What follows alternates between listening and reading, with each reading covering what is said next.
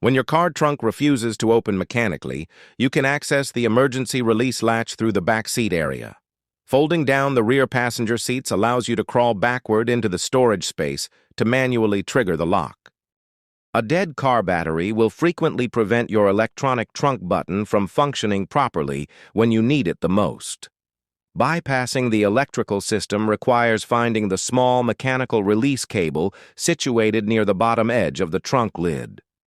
Locate the plastic cover plate near the latching mechanism and carefully remove it using a flathead screwdriver or similar tool. Behind this protective panel, you will discover a manual lever designed specifically to pop the trunk during a complete failure. Pushing the lever toward the right side of the vehicle should instantly disengage the locking bracket holding the door shut. Some auto manufacturers incorporate a hidden keyhole directly into the rear emblem to provide another physical method for gaining entry. Always check the valet switch located inside the glove compartment because someone might have accidentally flipped it into locked position.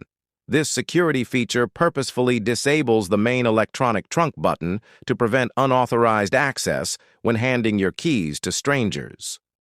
Lubricating the mechanical latch with penetrating oil every few months helps prevent rust buildup from jamming the moving metal pieces. Knowing these simple troubleshooting steps ensures you can retrieve your belongings safely without paying expensive fees to a professional mechanic.